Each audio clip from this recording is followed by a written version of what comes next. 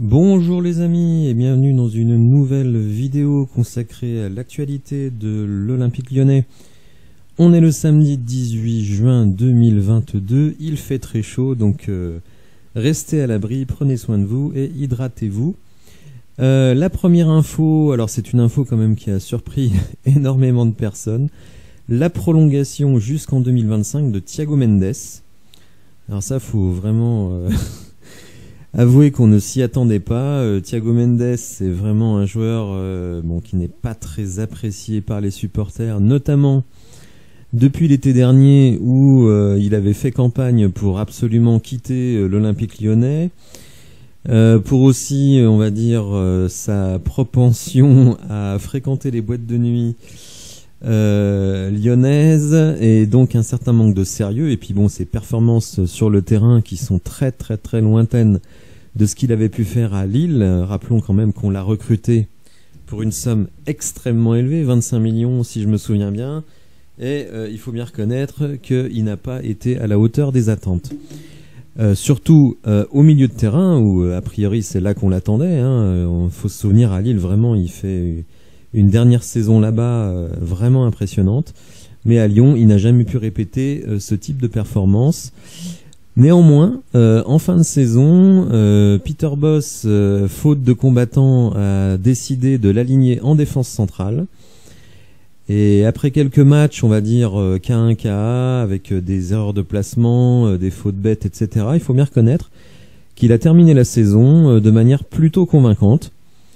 Donc bon, alors quitte à aller chercher un défenseur central remplaçant avec un transfert, etc., etc., finalement l'OL s'est dit autant garder un joueur qu'on connaît, qui va pouvoir dépanner au milieu de terrain si on a des blessés ou si on a besoin de rotation. Bon, moi je suis pas un grand fan du joueur, mais bon, on va dire pour un remplaçant, que ce soit en défense centrale ou au milieu de terrain, bon, ça fait la maille. Je suis pas plus choqué que ça, même si bon, effectivement, je n'ai pas moi non plus du tout apprécié son comportement l'été dernier. On pensait vraiment tous qu'il allait partir, donc c'est vraiment une grosse surprise. La deuxième info, c'est l'équipe qui nous l'apprend ce matin, puisque ils ont pu interviewer Jean-Michel Aulas lors d'un conseil fédéral à Nice. Et en fait, Jean-Michel Aulas nous apprend que, au-delà de messieurs Textor, Gillette et le fonds d'investissement Icon Sport, eh bien, il y a un quatrième investisseur qui est donc un fonds américain qui est tout à fait prenable. Alors, je ne sais pas ce que ça veut dire, tout à fait prenable. Selon Jean-Michel Aulas, tous les repreneurs sont d'accord sur le fait que Jean-Michel Aulas pourra rester à la tête de l'équipe, ce qui m'étonne un petit peu. Et il prétend aussi, mais bon, il faut toujours se méfier avec Jean-Michel Aulas, donc que tous les actionnaires veulent bien reprendre 40%, donc celle d'IDG et de Pathé, mais aussi renforcer les fonds propres de manière très importante. Alors bon, là aussi, tout est relatif, pour déboucher sur un investissement sportif hors du commun. Alors là, bon, calmons-nous, j'attends de voir. Je le souhaite, bien entendu.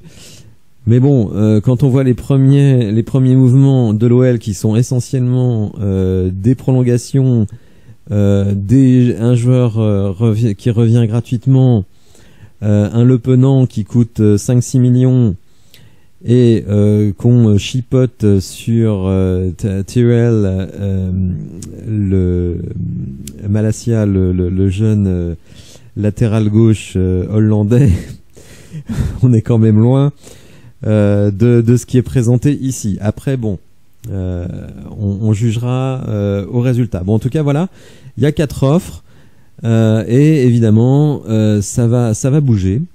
Jean-Michel Aulas dit qu'on en saura plus mardi 21 juin et la décision pourrait intervenir le 23 juin, donc dans le courant de la semaine prochaine. Normalement, on devrait savoir qui entre au capital de l'Olympique Lyonnais et qui devient majoritaire, etc. Donc, il va se passer des choses la semaine prochaine, on peut en être sûr. Alors, puisqu'on parle de Tyrell Malacia, je ne sais pas exactement comment on prononce, le site olympique et lyonnais nous informe que l'OL a augmenté son offre. En fait, le Feyenoord en attendrait dans les 20 millions. L'OL a fait une première offre en dessous de 10 millions. Donc, évidemment, le Feyenoord a dû rire, surtout parce qu'il y a plusieurs clubs sur le coup. Et cette fois, on apprend que, alors le média néerlandais AD dit que l'OL est passé au-dessus de la barre des 10 millions. On nous dit aussi, on nous réaffirme aussi que dans cet article que Tyrell Malacia, lui, est vraiment très très chaud pour venir à l'OL. Donc, comme je l'avais dit dans une précédente vidéo, Rotterdam en veut 20, nous on propose 10, ça va se conclure à 13-14 avec des bonus et un futur pourcentage sur la plus-value. C'est à peu près comme ça que l'OL pratique à chaque fois. Alors maintenant, on va redescendre sur le terrain puisqu'on apprend petit à petit le calendrier de l'OL pour sa préparation. La reprise, je crois, se fait le 2 juillet, si je ne me trompe pas. L'OL veut que tout l'effectif soit présent le 2 juillet, contrairement à l'année dernière. Alors, il y avait les Jeux Olympiques, donc des joueurs qui sont partis là-bas, notamment Bruno Guimaraes. On se souvient aussi que Melvin Barr, alors qu'il a été transféré entre-temps, faisait partie de l'équipe olympique. Il y avait aussi des compétitions internationales. Donc on a récupéré l'effectif assez tard. On a eu aussi un mercato qui s'est terminé très tard. Là, visiblement, l'OL veut procéder de manière totalement différente en ayant un effectif déjà bien fourni dès la reprise et tous les joueurs qui sont sous contrat présents dès le début. Donc on apprend qu'il y aura un premier match contre Bourg-en-Bresse. Pardon pour la sélection un peu trop large. Donc contre Bourg-en-Bresse le 9 juillet, donc vous voyez, ça approche, c'est dans 3 semaines. Et il y aura ensuite un match le 12 juillet contre le Dynamo Kiev. Alors je ne sais pas dans quel état est cette équipe, vu que le championnat s'est arrêté, le championnat ukrainien. Donc bon, est-ce que c'est plus pour faire une recette et la donner à ce club? Je ne sais pas. Bon, en tout cas, voilà, ce sera vraiment une mise en jambe. De toute façon, on sera en début de préparation physique. On va regarder ces matchs avec curiosité, mais on n'en attend pas grand-chose. Je pense qu'ils seront disponibles, enfin j'en suis même quasiment certain, sur l'OL TV, comme la plupart des matchs amicaux de l'OL. Alors je me suis souvent plaint de Peter Bosz pour beaucoup de raisons, et notamment le fait que, alors qu'il est néerlandais, qu'il a coaché en Hollande, qu'il a coaché en Allemagne, je ne voyais jamais rien venir en relation avec l'Eredivisie et la Bundesliga. Là, on va faire, en plus des matchs amicaux que j'ai déjà évoqués, 2 matchs aux Pays-Bas, donc un contre Willem II le samedi 23 juillet à 16h. Donc équipe du championnat néerlandais. Alors, cette équipe de Willem II est loin d'être un cador de Hollande, enfin des Pays-Bas, la Hollande n'étant qu'une partie des Pays-Bas, puisque, comme vous le voyez sur ce tableau, on est en 2e division néerlandaise, et cette équipe donc est une équipe de 2e division. En effet, on peut voir que la saison passée, elle a fini avant-dernière de l'Eredivisie, donc le championnat de première division hollandais, et donc qu'elle est descendue en 2e division. Alors, autre affiche, cette fois un peu plus prestigieuse, le lendemain donc du match contre Willem II, contre le Feyenoord Rotterdam, bien connu désormais puisque on convoite l'un de leurs joueurs, et qu'ils ont joué la demi-finale de la C4 contre l'Olympique de Marseille la saison passée. Ils ont perdu en finale contre la Roma donc de José Mourinho, et ils avaient fait 3e du championnat derrière l'intouchable Ajax et le PSV Eindhoven. Donc là pour le coup un match extrêmement intéressant. On aura plus de 3 semaines de préparation de matchs amicaux, donc même s'il ne faut jamais tirer trop de conclusions des matchs amicaux, ce sera quand même à mon avis très intéressant à suivre. Voilà, donc pour résumer le calendrier de pré-saison, on passera juste après au calendrier de Ligue 1. Le 9 juillet, Bourg-en-Bresse. Le 12 juillet, le Dynamo Kiev. Le 23 juillet, donc Willem II. Et le 24, donc je pense qu'on va faire beaucoup tourner contre Willem II. Et le 24, donc le Feyenoord de Rotterdam. Je pense qu'il y aura peut-être encore un ou deux matchs entre le 12 et le 23. Il y aura sans doute une communication bientôt sur le sujet. Voilà, alors on va passer maintenant à ce qui va faire notre quotidien toute la saison prochaine. Le championnat de Ligue 1 avec donc un premier match le 7 août. Alors le match sera peut-être avant, puisqu'il n'est pas dit que l'OL ici qui recevra Ajaccio lors de son premier match jouera le dimanche. Ce sera peut-être le samedi ou le vendredi soir. Donc bon, on va dire le premier week-end de ce mois d'août.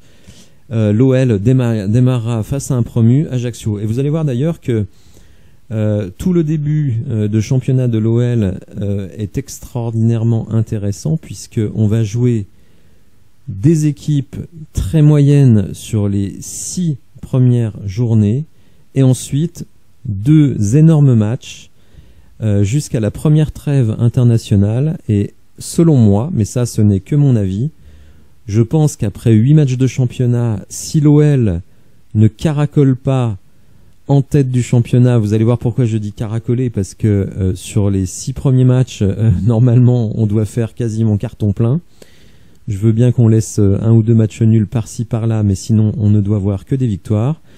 Et ce que je pense, c'est que si à l'issue de la 8e journée du championnat, l'OL n'est pas dans le top 3 de Ligue 1 confortablement, je pense que Peter Bosz ne sera plus l'entraîneur de l'OL à la reprise. Alors pourquoi je dis ça? Tout simplement parce que lors de ces 6 premiers matchs, on va rencontrer vraiment des équipes potentiellement du bas de tableau. Donc on commence par Ajaccio. La deuxième journée, vous le voyez, nous allons à Lorient. Donc là aussi, plutôt accessible. Ensuite, Troyes. Donc une équipe qui s'est sauvée en toute fin de championnat. Ensuite, Reims. Alors Reims, c'est un mauvais souvenir pour moi, puisque j'étais allé voir un match à Reims contre l'OL à l'époque de Genesio. On avait pris un vieux 1-0 dans un match sans rythme, c'était absolument abominable. Bon, ceci étant, la ville de Reims est une très jolie ville, et le stade est très sympa, un petit stade très très bien conçu, à côté d'un parc. Vraiment, autant le match était pourri, autant le séjour là-bas était plutôt sympathique. Le 31 août, donc lors de la 5e journée, on reçoit l'AJ Auxerre, donc là aussi un promu. Et le 6, la 6e journée, pardon, donc le 4 septembre, on reçoit Angers. Alors de triste mémoire, puisque notre déplacement à Angers l'année dernière, où on avait pris 3-0, pour moi était un signe absolument évident qu'on allait faire une saison dégueulasse. Et je ne me suis pas trompé. Une semaine plus tard, alors là, on rentre vraiment dans le vif du sujet, puisqu'on a déplacement à Monaco, donc qui a fini dans le top 3 cette année. Et évidemment, top 3 ou top 4, je ne sais plus, je crois que c'est top 3, oui, lors de la dernière journée, ils sont égalisés à Lens, enfin bon, bref. En tout cas, voilà, une grosse équipe de Ligue 1. Et ensuite, on reçoit le Paris Saint-Germain à domicile. Donc ça veut dire que sur les 8 premières journées, vous avez 6 matchs face à du bas de tableau et 2 gros pour finir. Ensuite, donc on a une trêve internationale. Donc pour moi, si après cette 8e journée, l'OL n'est pas dans le top 3 et ne propose pas un jeu cohérent, moi je ne vois pas comment Peter Bosz pourrait survivre à cela. Parce qu'il aura eu vraiment là une préparation de A à Z avec tout son effectif, sans doute un mercato où seulement 2 ou 3 dossiers vont se débloquer en toute fin de mercato. Donc là, il y aura zéro excuse. Avec un tel calendrier, On doit arriver à la 8e journée en étant vraiment en haut du classement, mais je dirais les doigts dans le nez. Si on n'y est pas, pour moi, Peter Bosz, c'est fini. Bref, voilà, donc vous le voyez, beaucoup d'infos très intéressantes. J'espère que la vidéo vous a plu. Si c'est le cas, n'hésitez pas à la liker, à vous abonner à la chaîne. Et je vous dis à bientôt pour une nouvelle vidéo. Et surtout, prenez soin de vous et restez bien à l'abri en ce week-end de canicule. Merci, au revoir.